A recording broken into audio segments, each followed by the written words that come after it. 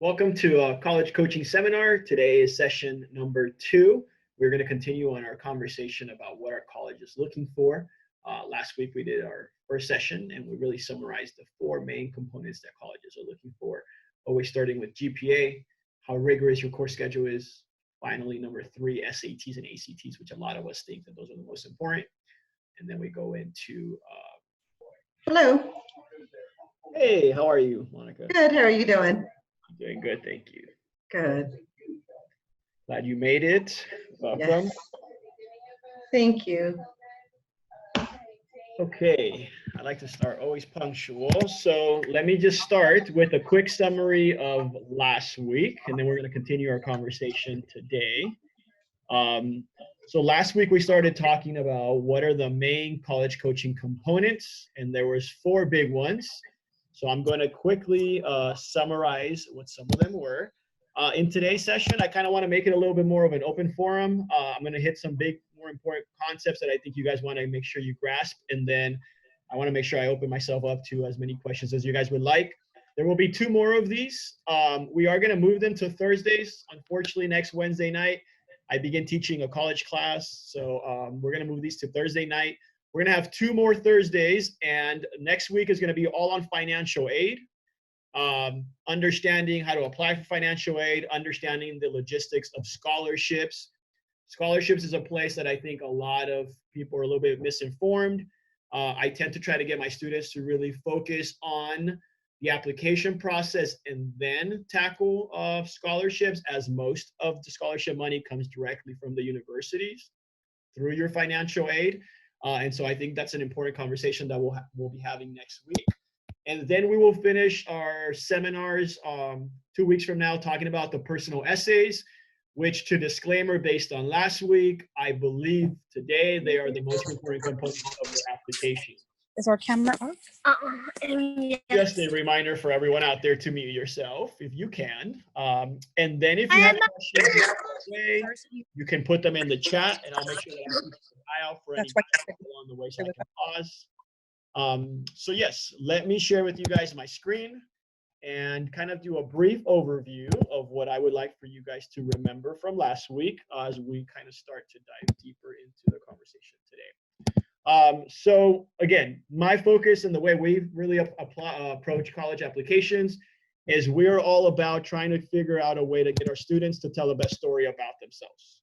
And you can very much do that by just really being you. And as you guys will see one day when we get to our personal essay workshop, the best way to write a really good essay is to be original, to be yourself, to be very specific. Those are our 3 main recommendations for our students, because if you are original and you never really try to, amp up your stories or so on, then they really become you. You talk about Johnny, you talk about that volunteer thing you did in 5th grade or so on. Those are your own stories. If you become very specific and detailed, then it gets in much more depth. So it's all about figuring out the best way to tell the story about yourself. How we do that is we look at our GPAs first, always taking a look at our non-weighted GPA first, which doesn't take into account any AP or honors classes. Why that? Because it's the only way that colleges can make it a playing field for everyone first. And then after that, you start taking a look at your weighted GPA. Your weighted GPA takes into account your honors and your AP courses. That's how you hear about kids getting a 4.3 these days, right? They are taking classes, they're getting A's, but they're getting that extra point for an AP or honors class. How colleges are able to tell how rigorous your course schedule is usually by looking at your weighted GPA. Because if you have a 3.5 non-weighted and a 4.0 weighted, there's a 0.5 differential between your non-weighted, which is just your standard GPA, and your weighted, which shows now that you took honors and AP classes. So that directly points out to the colleges what your rigor is at, and usually your rigor is your second most important component. So it's GPA and then how rigorous your course schedule is. To remind you guys about rigor, I'd highly recommend that you remember that whole B rule. If you're going to have a kid take an AP or honors class, great, but you want them to do it if they're not going to hurt the rest of their GPA and if they're not going to be trying to, survive just to get a C minus. That doesn't do anything good. It just hurts the number one most important factor, which is your GPA. But if you can get a B in an AP or honors class, that is more important, and it looks better in a transcript than getting an A in a regular college level class, because it showed that you were willing to take on the rigor of an AP or honors class, which in reality connects to taking a more rigorous course load in their eyes one day. Number 3 most important component is your SATs or ACTs, which I want to pause for a second and have this quick conversation. I mentioned last week that because of COVID, now colleges, specifically the UCs, which are the Universities of California, and the Cal States, came out and said that for the seniors who are going to be seniors this coming up year, who will be doing their applications during first semester, the ACT and SATs are optional, which means you do not have to take them. I would only recommend my students to take them if they are above that average. So I would recommend, let's just take them when we get a chance, which we don't know when that will be. The SAT right now is postponed until August. The ACT is supposed to happen in June, but I cannot see that happening. If you take it, or even if you just take a practice one and you're above a 1083 or a 21, then I would recommend, let's keep focusing on it and let's take that for real so that we can put it on our college application. Because if you think about your college application as your transcript or your resume looks better when you put things that are above average. But if it's not, let's just forget about it. The conversation that I think is really important is there's a big conversation that the UCs are having, which I believe the UCs are the leaders in terms of universities, because a lot of other universities then followed kind of what they came up with. But the chancellor of the UCs has now come out and said that she is proposing to do the end after this of the SAT and ACT. And this has been a big conversation to get rid of standardized testing, because they believe it doesn't really prove the quality or inequality of our education system. And so there's a proposal right now that's going to be voted on in the next month by all UCs to get rid of the SAT or ACT as a requirement into 2024. So for the next 5 years, giving the UCs 5 years to come up with their own examination. So they still really want an exam because they are still really trying to test, right? And I really think that the main reason why there needs to be some standardized testing is because we have so many applicants, and it is their other way of trying to weed out kids, right? Otherwise, how do you start to differentiate them if they all have 4.0s? So the idea is that the UCs will develop their own testing kind of component, which I probably would like a little bit more, because I think sometimes the SAT, I look at it and I just wonder, like, where have these kids ever used this vocabulary, or when have these kids ever been taught this way in school if English teachers are not looking at the way the SATs and ACTs function. So that's a big conversation, which means that maybe your kids will never have to take the SAT or ACT to get into college. But we'll see. For now, try to have them take it, and if they're above average, let's go for it. Number 4, most important component is your extracurricular activities. And extracurricular activities are only as important as you give them depth. So remember, the idea is colleges are seeking angled students. Angled students means that instead of being a wide open, straight line, 180-degree sprinkler where you hit every single part of the lawn, you did a little bit of everything. You were the president, Boys and Girls Club volunteer, sports, everything you could imagine. But then they call and they ask about you there, and they're not quite sure what impact you made at the Boys and Girls Club or what you did when you were volunteering because you're too busy to run to the next place.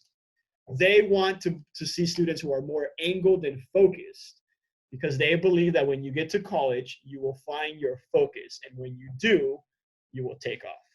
And so really the focus on this is colleges are thinking that they're an array of resources. And so that if you get there and you're very passionate about something, when you get to college, you're going to just take off. So reminder, the most favorite words for colleges to describe their students are students who have curiosity and students who have passions. And so I was just looking up a newsletter from the UCs that says 55% of Americans in this very moment are picking up a new hobby, Obviously, when we're at home and we have extra time, lucky for you if you have extra time, because I have a 3-year-old. I don't know what extra time means. But if you do have extra time, most of us are trying to find something new, a new hobby.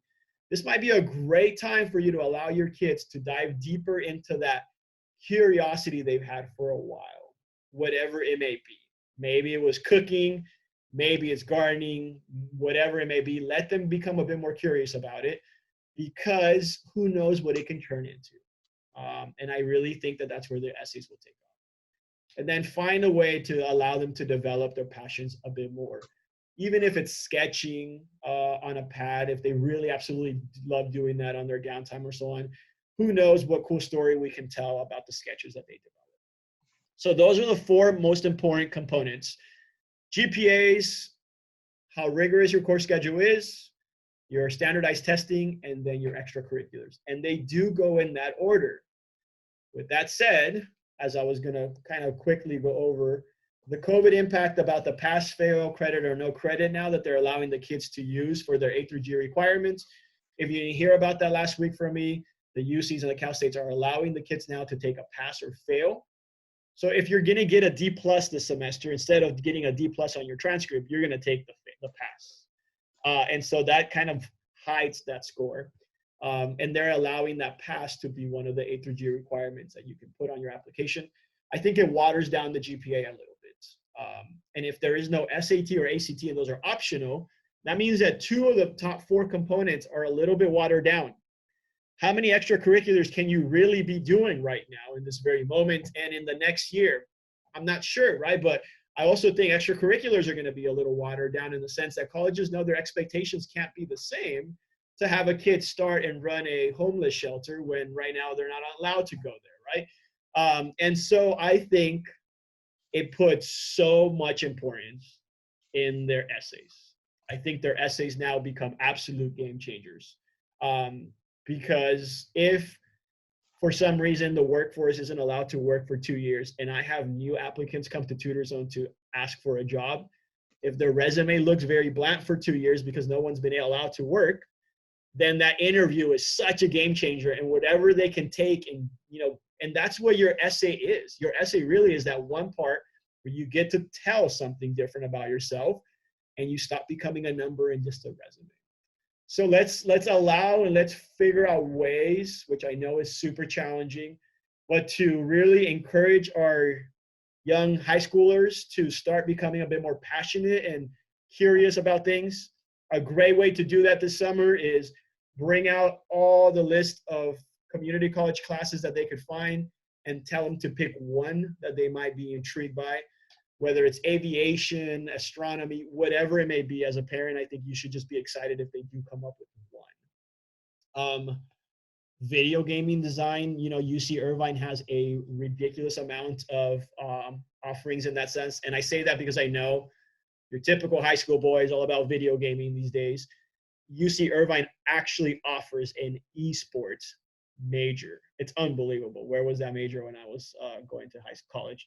But they also have sports management, right? Sports management is practically being like the CEO of the Lakers and trading people and so on. And I know that the boys are doing that on their franchises all the time. So figure out a way to be strategic and kind of get them in those realms. And that helps show that you're taking a more rigorous course load. Okay, so where I wanted to go today, where we left off last week, we quickly talked about our college list. And I want to show you guys a really good resource for creating your college list.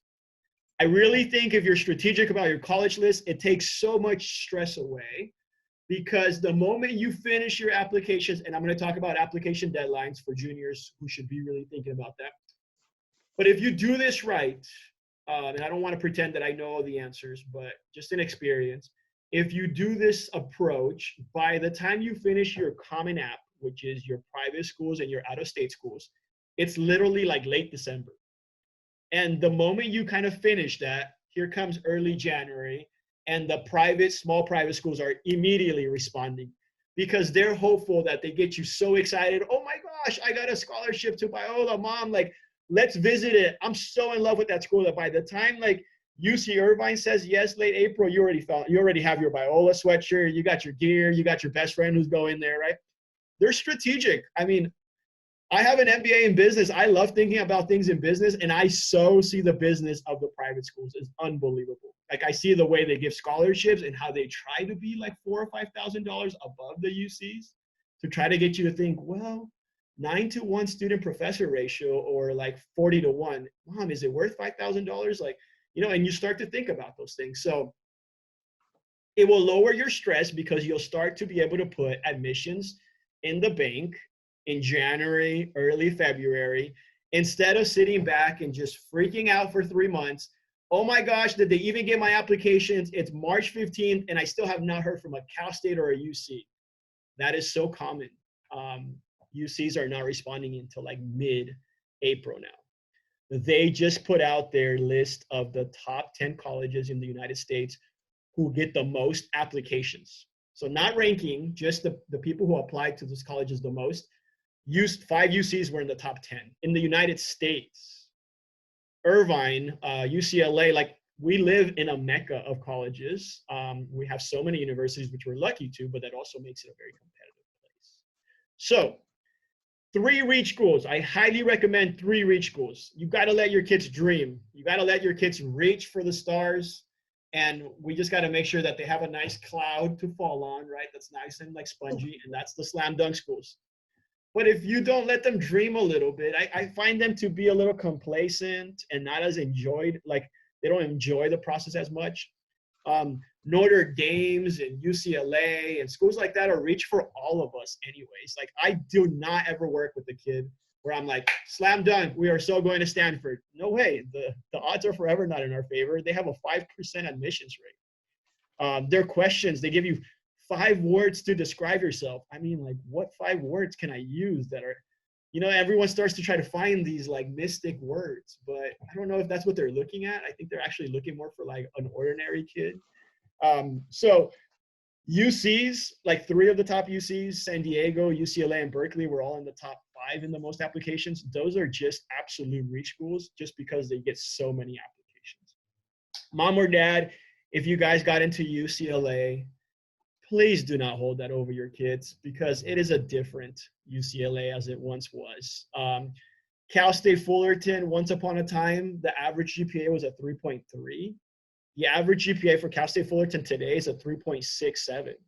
That's a pretty good GPA for a Cal State that's supposed to be a school where the majority of the kids get in, right? And so that's not the case anymore. Once upon a time, the Cal States were like 75% admissions rate.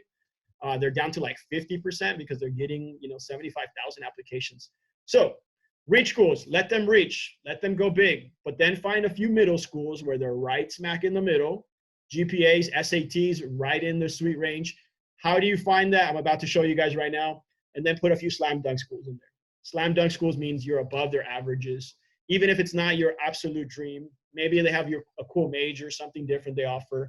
But those are the schools that are going to give you a lot of scholarship money. Okay, so I'm going to take you guys to 2 websites that I use myself through the college application process with the kids. The first one is, let me retype it in so you guys can kind of like see it. It's niche.com. I mentioned it last week.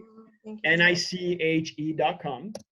It's a really interesting website. It's ranked by people who have gone to college. So it's kind of like a Yelp, but for college education.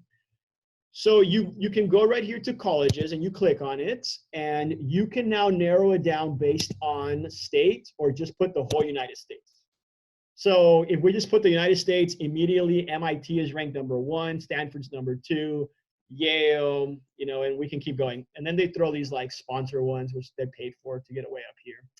But, don't take this list too serious. I mean, we could sit here and fight over Harvard versus like Princeton or so on.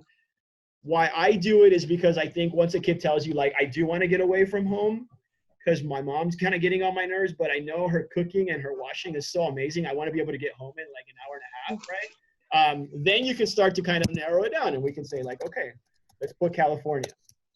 And then once we put California, it narrows down based on like Stanford, Pomona, so on or so on, right? Can you share your screen? Are you not seeing it? Let me read it. Okay.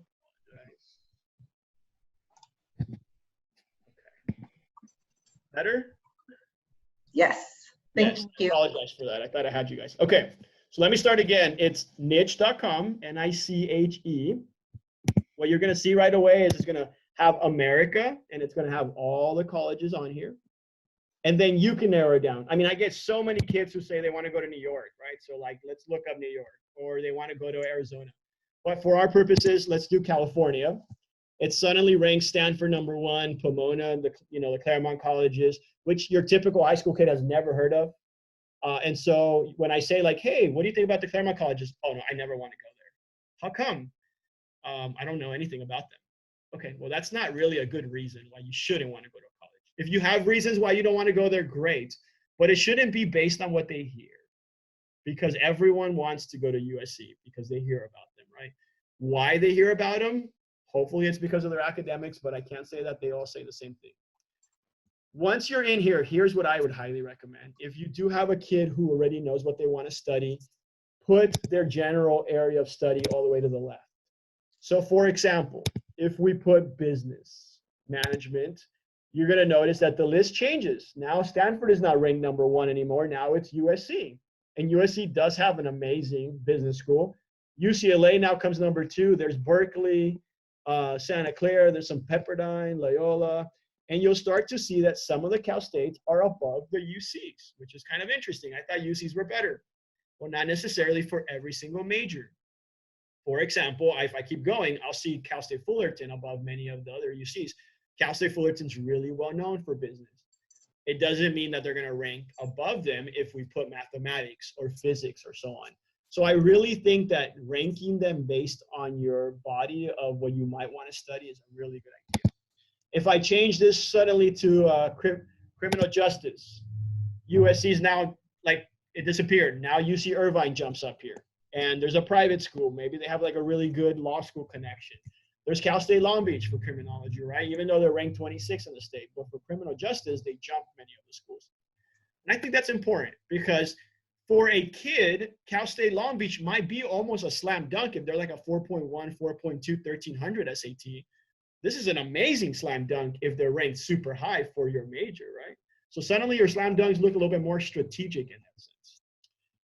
With that said, I would also highly recommend that you go down here, and if you have taken a PSAT or you've taken a practice SAT or ACT, try to put your score. If they have taken it and they got like a 950 on their SAT, excuse me, let me go back, put like a 50-point higher, because we should always keep the standards high, like they're going to do better, right? They're not seniors already, unless you have a senior and they're not taking it again. But the moment we do that, if you notice, it kind of changes our list a little bit. And what happened to Cal State Long Beach? Well, a 1010 is a little bit low for Cal State Long Beach. Cal State Long Beach's average SAT now is a 1080. Cal State Long Beach, Cal State Fullerton are really top notch in terms of Cal States. They're right behind Cal State San Diego State and San Luis Obispo, which are by far the two top-notch Cal States in terms of applications. So when you do this, what it does is it kind of gives you the range of your sweet spot. So when you put your SAT and ACT, if you don't want to put an SAT because you maybe only taken an ACT, then you put the ACT and you got a 25. Okay, suddenly I probably will see Cal State Long Beach come back up. Let's see. On. Okay, I believe it's loading. But with that said, whatever colleges come up, those are your middle range schools. So going back, if you notice, now that we put the 25, I think, there's UC Irvine again. So these are your middle range schools. If you put your scores and they disappear, they're probably a little bit over your reach schools, right? If your school is way at the bottom, that's probably a little bit of a slam dunk school for you. So it's really a good way to just start to kind of put it into perspective and put some kind of, I guess, numbers onto your schools. The other website that I like for you guys to see, it's called prepscholar.com. Prepscholar.com. And if you're not sure like how to do it, just literally on Google type, is my 1050 SAT a good score? And Prep Scholar is always the first one that comes up. Put whatever SAT you got. Okay. Here's my preface before this. Do not take this website and be like, oh my gosh, you cannot go to this school. It's not on here. Because this is an SAT-based website. which does not know your GPA, does not know your extracurricular activities, does not read your essays. It's just another number. Okay, I use these because I went to school for business finance, and so probability is everything that I try to like think about just to know, right? I don't want to tell mom like, yeah, this is a slam dunk school without paying attention to the numbers a little bit. But if you go down here to the bottom, you can enter your school. I put a 1200 as my SAT, and I'm going to put the University of Irvine. And usually they just jump up. I think my internet for some reason is a little slow. But you'll see check my chances, and it's going to give you a percentage of the chances you have of getting into that school based on their average SAT.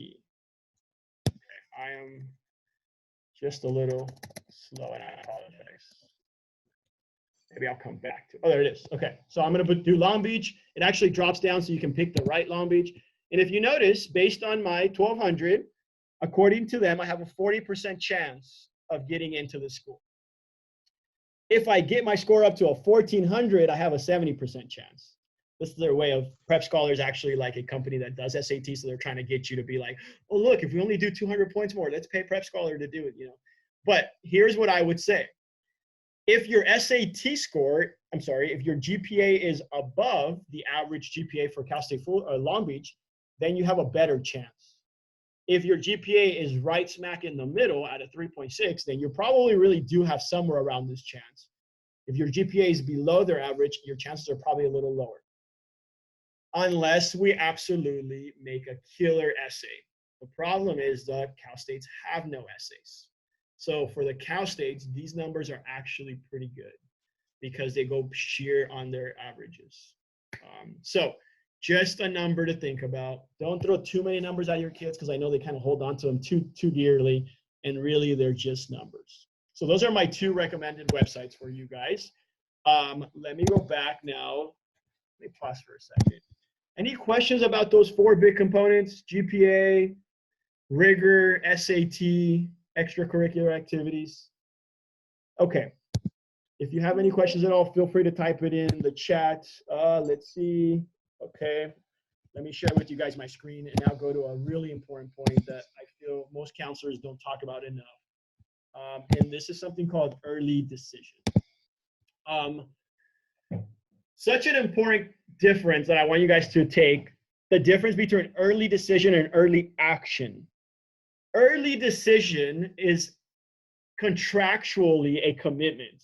By contractually, I mean that there's law behind it that if you decide to apply early decision, you are applying before November 1st, and you are guaranteed to hear back by the 15th of December. That's amazing. That's fast. That's in a month and a half. You know right away. The problem is that if they accept you, you are committing to their school.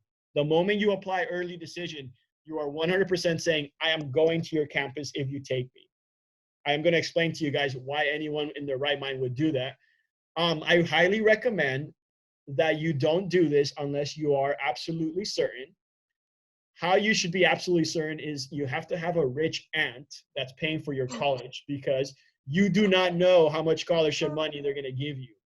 So they can accept you, but the college the financial process hasn't happened yet because most people haven't even submitted their FAFSA. So unless you absolutely have, $1 million in the bank for college, do not apply early decision to USC or to a college that's extremely expensive. Why do colleges offer that? Because it allows them to set the standards for the incoming class.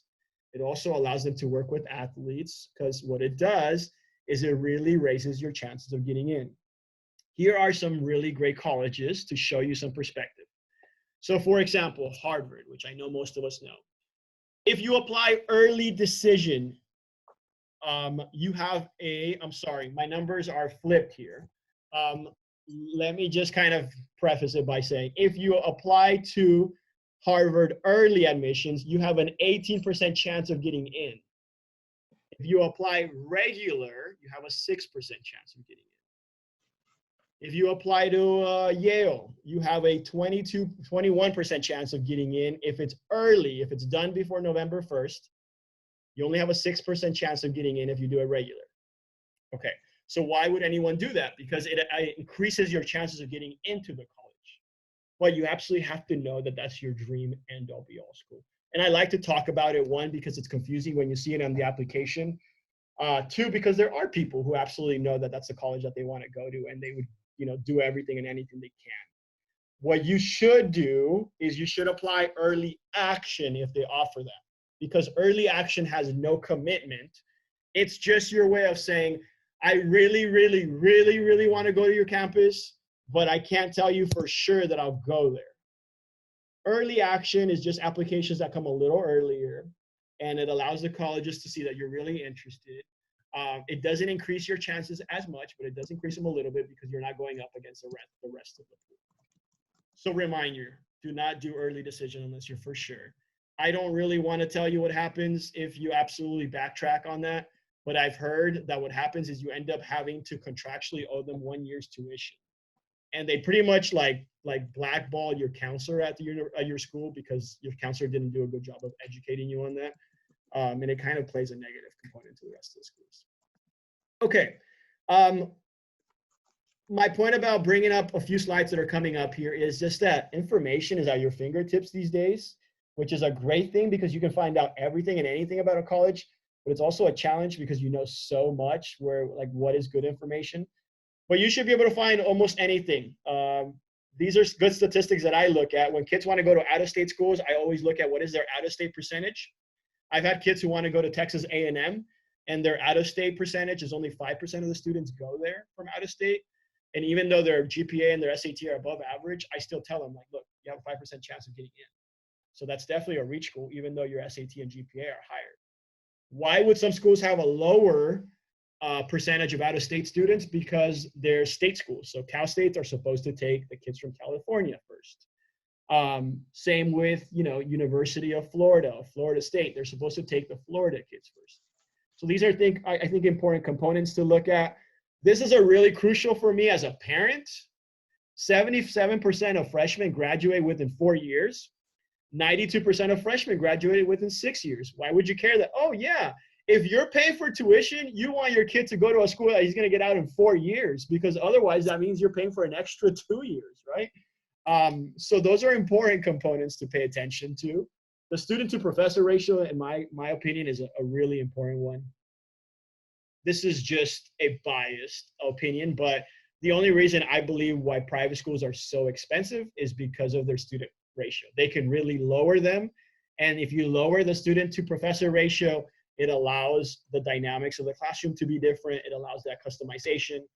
I can tell you guys that from a company that tries to do everything one-on-one, because it is so different for me to teach your daughter or son on a one-on-one basis versus the moment their friend sits in the classroom.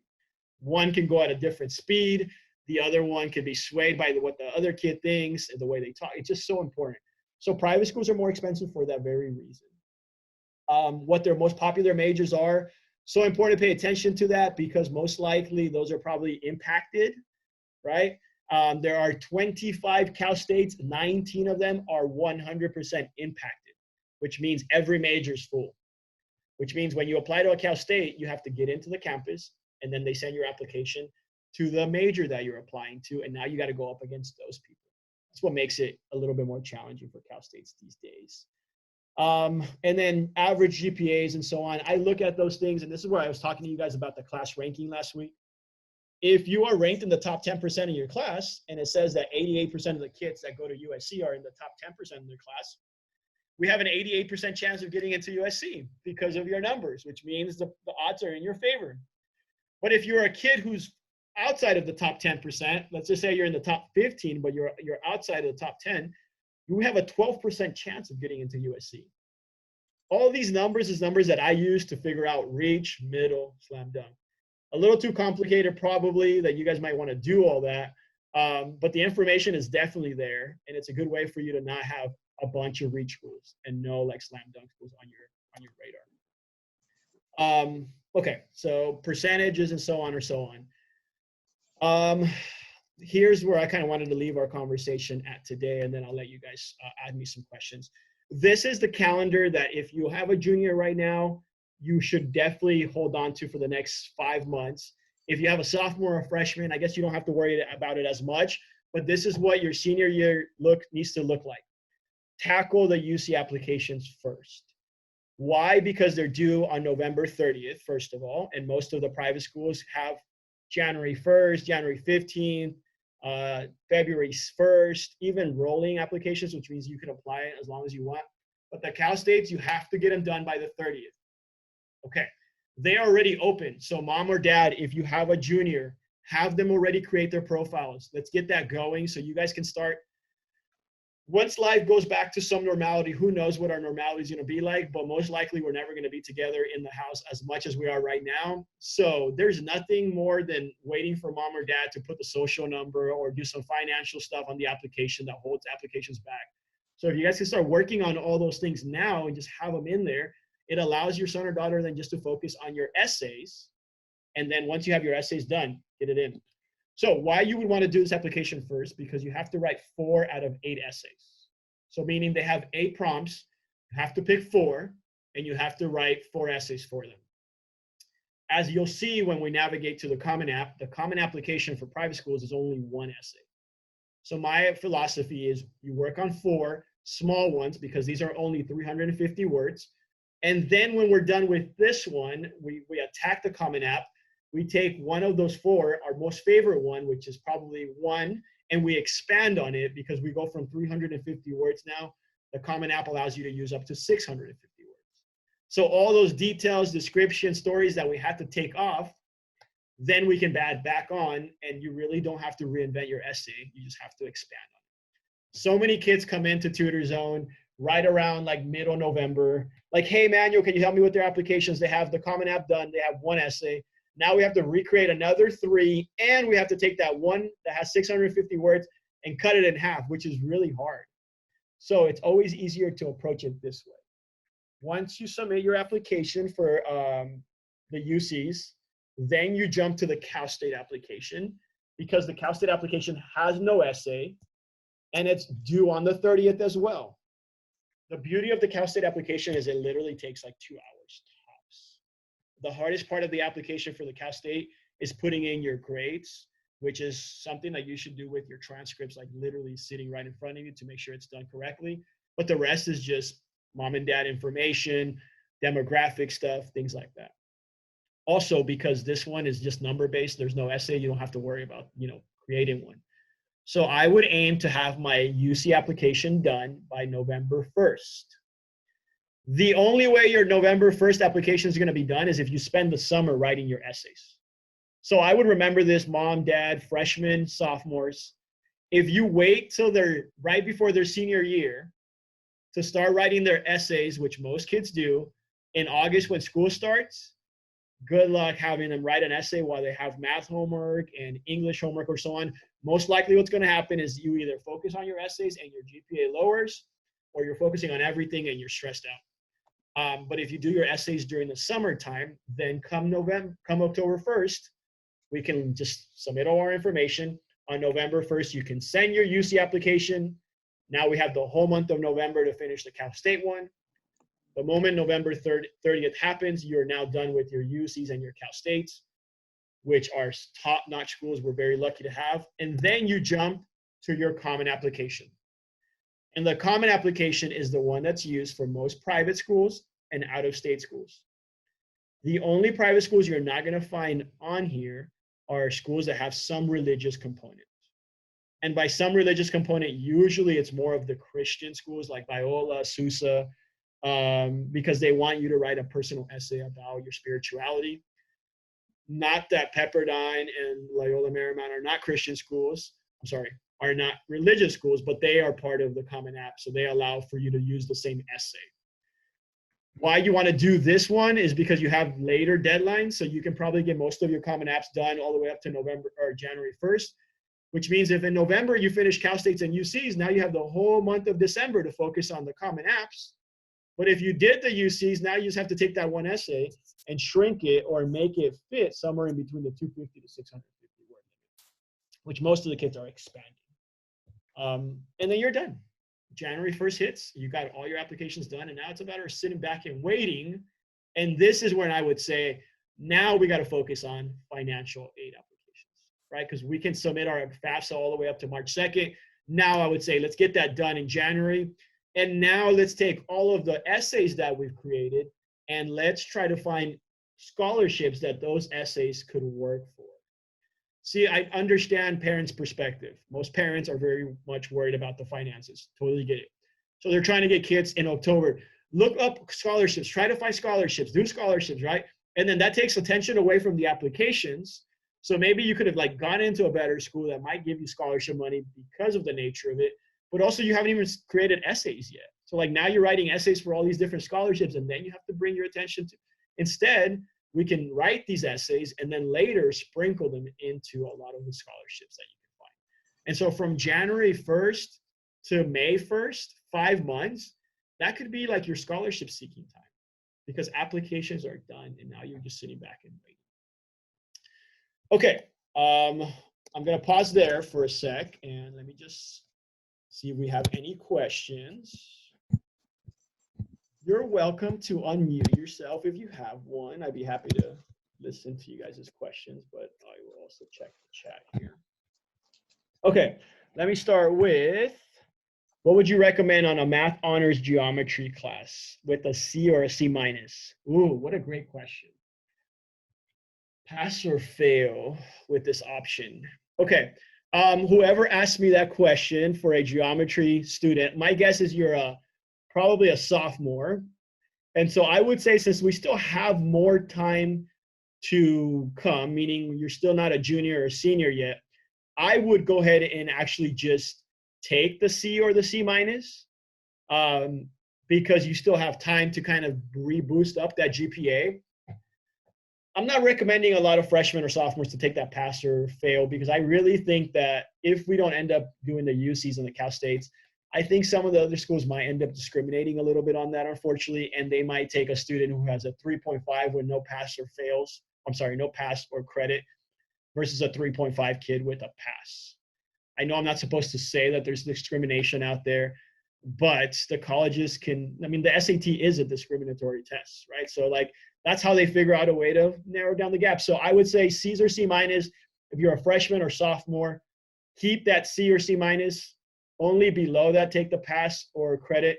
If you're a junior or senior, I would probably say it's probably better to pass because if you take that C or C minus, it makes a nice little dent on your GPA and you don't have as much time to make it up. I hope that answers your question. If not, please clarify and I'll give you more depth. Does looking to be on a college softball team help with admissions into the college? Great question. It doesn't do much if you're applying to a Division I school, because if you're applying to a Division I school in terms of sports, you probably should be getting recruited to get into the school. If you are getting recruited, then it definitely does help because the college is definitely putting in your name in a basket there, letting them know that he really would like for you to come play there. If you're applying for a Division II school, it definitely helps. If you're applying for Division III, it so helps because Division III schools cannot offer any athletic financial aid or scholarship money. So Whittier College cannot give your kids a $20,000 scholarship to come play football. But they can give them a $20,000 scholarship because their grades are so good, right? So what they do is the coach says, like, I really want this kid to come here. Are there any ways for you guys to help them academically? And if you have a good GPA and a good SAT score, then it's easier for Whittier College to say, sure, coach, we'll help them out a little bit more. But yeah, I would say Division I schools, it doesn't really matter if you're seeking to play a sport, if you're not necessarily getting scouted. Will you offer a practice SAT test? Yes, we offer practice SAT tests and ACT tests all year round for free. Usually I'll pick one SAT date, which is usually in May, not this year, and I'll have like an actual open doors on a Saturday. I'll do it when usually juniors and seniors are actually taking the test, and I'm trying to kind of get freshmen and sophomores to like hear that and come in and go through the real mock test. So it starts at Saturday at 9 in the morning and they'll be done at 12:30. We take the exact breaks or so on. But they can do that on a Tuesday night once hopefully doors reopen. These are all free. Most likely, if you are in the Whittier, La Habra area, we recommend that you do it at La Habra because we have rooms where we can reserve one and you can have quiet space. If you're in the Orange Placentia area, we'll recommend that you go to our Placentia location because we have rooms as well. But we'll grade them in detail and then we'll send you the breakdown. And it'll tell you like, math and if you're stronger in Algebra 1 or Algebra 2 or so on. We're doing them right now. Ever since this COVID thing happened, I've already sent 3 out. It's just not as enjoyable to do it at home because suddenly mom or dad, you have to be the administrator, right? And so you have to say like, okay, sit in your room, 65 minutes, go. And then you have to come back in 65 minutes and tell them, okay, take a 5-minute break. I'm guessing you're already getting on their nerves, so you're about to really get on their nerves if you make them take that test. But if they're not really being like pushed that much with school, make them do it. Like I would really do it. You could break it up if you wanted to into 2 days, but then your score is going to be swayed a little bit because the only way for you to really know if their score is right is by making them go through the grueling process of doing it for 3 hours, because there's no doubt that stamina matters, right? Like by the SAT, the first section is a 65-minute reading section. Anyone tell me why it's not the 20-minute math section? Because they don't want you to get like amped up. Oh my gosh, I did so good. 20 minutes got me going. No, they want you at the end of the 65 minutes of reading on a Saturday morning at 8:30 to just be like, I hate this stupid test. I want to quit. And I really have looked at the psychology of these test makers by looking at their questions. It's unbelievable how much they're trying to get the kids to fail or not do well. But that's the way that they're able to make a living out of the SAT and the ACT, because then they can pitch to colleges. Look how we're weeding out the weak from the strong, right? Could have just had a bad day on a Saturday morning, right? You could have had a fever the night before. So I don't put a lot of weight into those standardized testings, but I highly recommend for you guys to have them take advantage of the practice test. So to answer your question, you can email me and I'll send you the full-blown test, and then you can resend me just a grading sheet and I'll score it for you guys so you have some perspective. Or as soon as this situation calms down a little bit and you can come into our center, you're welcome to set up a time for them to do it. Remember, it takes 3 hours. How do we find the essay topics? You can just send me a quick email, but let me pause for a second and just show you how simple it is to find them. Here is my PowerPoint, and the next slide that I was going to go into, hopefully you guys can see, are the prompts. And so these are the 8 prompts for the UCs. The first one's all about leadership. The second one's all about creativity. The third one's all about your greatest talent.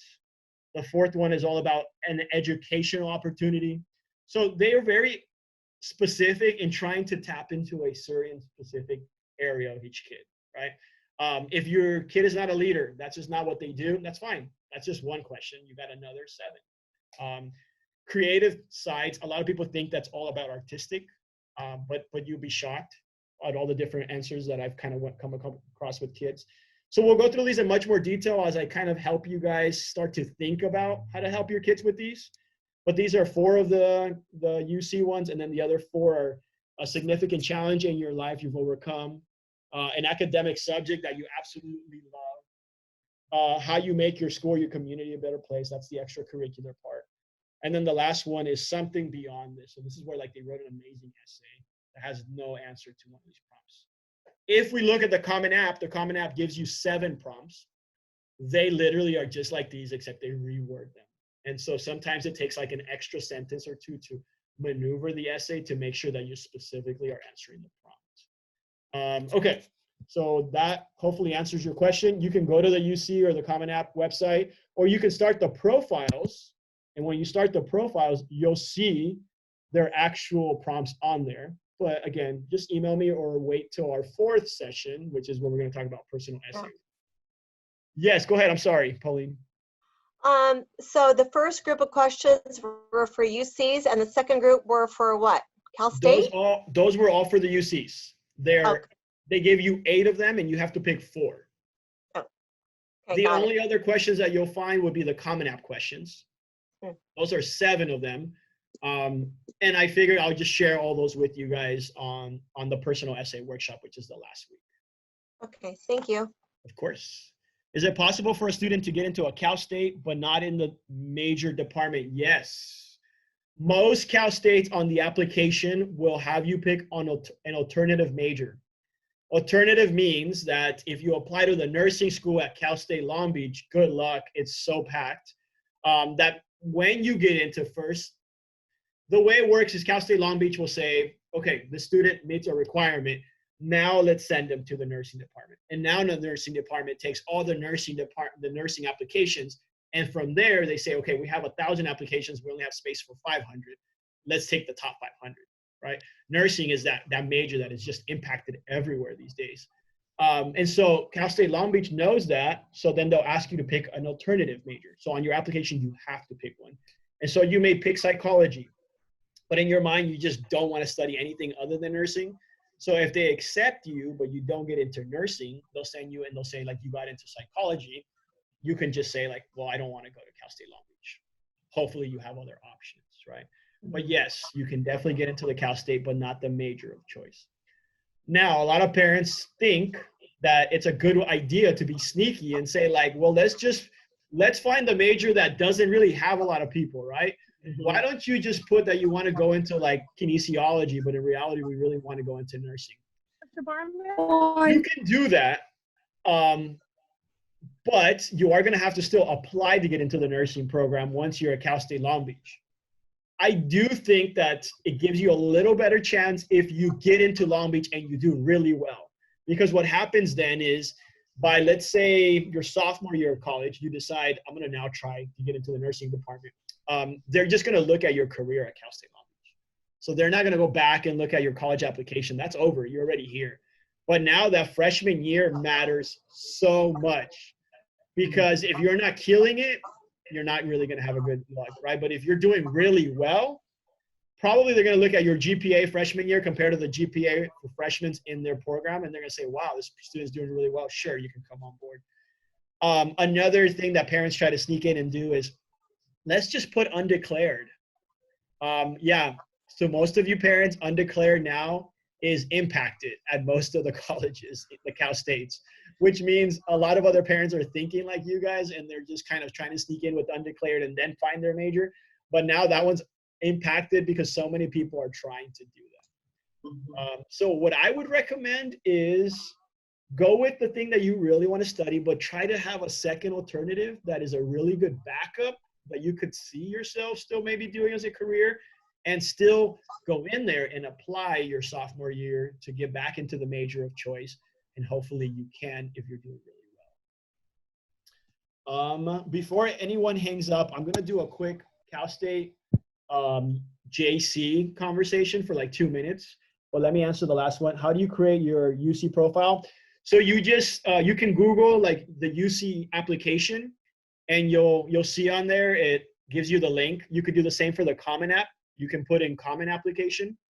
All you do is you just create, it'll say like create username and password, like as we do for almost anything. And so you build your username and password, and then after that, suddenly it opens up an application, and you can just start putting in names, dates, so on or so on. If there's anything at all in the applications you guys are wondering, like, what is this? Just email me. I'll be happy to answer that really quickly. Okay, if you have any other questions, please put them in there. Here's my 2-minute JC conversation, because I think this is such an important conversation, especially in this moment. Community colleges have come up with so many good programs in terms of economics, right? The Rio Hondo has the Promise program, which means it's free if you have a certain GPA for the first certain units. JC Fullerton has a program called TAG, T-A-G, Transferred Admissions Guaranteed. That's what it stands for, Transferred Admissions Guaranteed, which means if you go to JC Fullerton and you have a 3.4 within your first 32 units, usually if you divide it by 3, that's going to give you a certain amount of classes or so on. Usually it means it's just for the first year and a half. If you have a 3.4, you're 100% guaranteed into 6 different UCs. That's a game changer if you ask me, right? Like, you go for a year and a half, you save a lot of money, and you're now guaranteed into a UC. I cannot tell you guys anything about guaranteeing you into a UC coming out of high school, except if you're ranked in the top 10% in your class. I can tell you you're probably guaranteed into UC Merced because that's the one that's going to have space, right? But here is my preface to the community colleges. And this one is based on experience, so it all is based on how much you actually value what I say. But community colleges are a great place, absolutely amazing place for kids who are academically mature and for kids who are ready to go. Here's why. Because if you're mature and you're ready to go, you get in there, you do your business, you save a lot of money, and you're probably on the track to get into another really good school. But I worry about the kids that are not, because it's going to take longer to find yourself.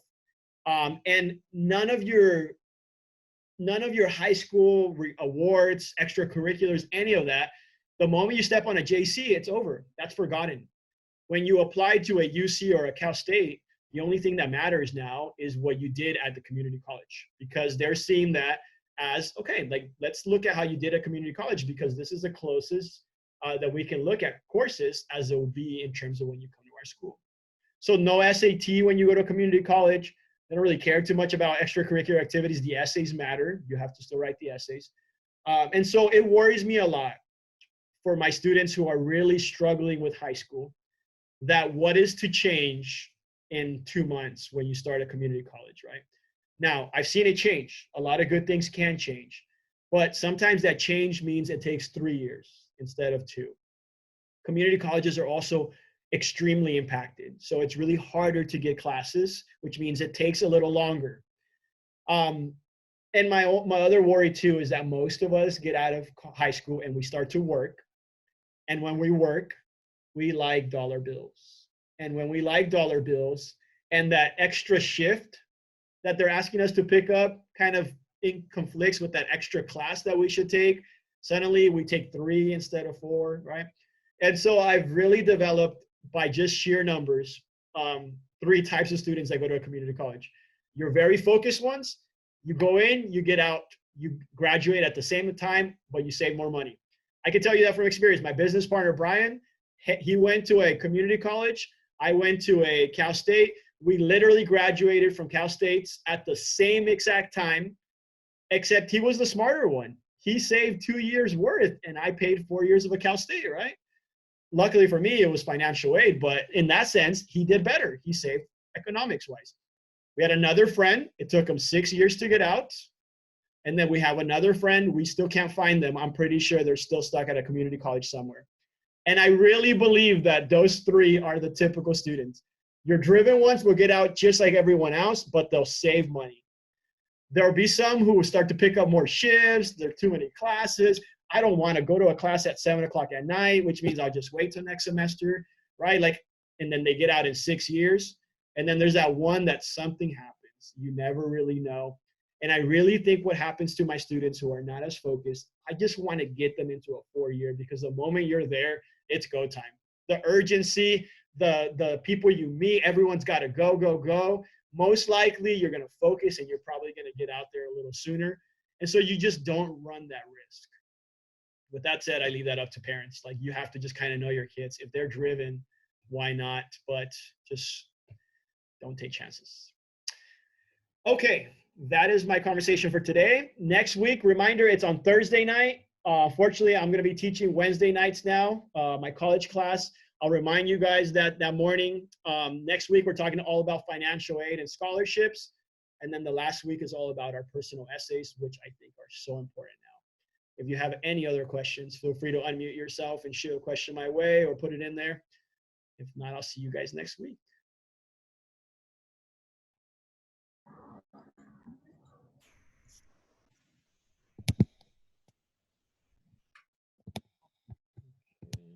Don't see anything new.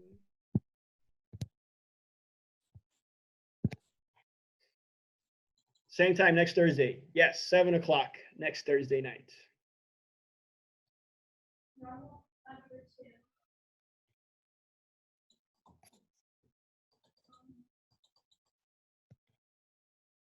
I'll hang out for a few minutes in case anyone wants to hang out and ask questions, or if you have anything you want to type in there. If not, you guys have a good evening. Thank you, Manuel. That was awesome. You're very welcome, sir. You have a great night. You too. Bye-bye. Make sure Sophie does her leadership class homework. She's supposed to read a case Yeah, study okay, for tomorrow night. All right. Sounds good. Cool. Thank you. Thank you, Manuel. Yeah, good to talk to you. I read your email. Super good information. Good. I'm teaching a leadership class, and I'm having the students actually do something, like get active with it. And they're 8th graders, and 3 of them hung behind, and they told me that their big focus for high school is they want to start a nonprofit tutoring program for homeless kids. Very nice. Wow, I just literally read an email from a mom who's like all in that world. And so I told them to study the wheels. What's it called? The tutoring School on Wheels. School on Wheels. By the way, I do know the young lady who's involved from Whittier College with that. She had talked to me about it. Oh, good. And I've had a few tutors that work at the Whittier location who go to Whittier College who have been involved in helping out with that. Really cool. With that, okay. And the person I know is actually male. It's a guy. Oh, okay. So then it was maybe one of the young ladies who was just helping out with it. Oh, that's very nice. Good. Yeah, they should go on their website. Yeah, I told them study that motto, and then when they're ready, I'll tell them I'll set you up with them. Perfect. All right. Thank you. Bye. See you next week.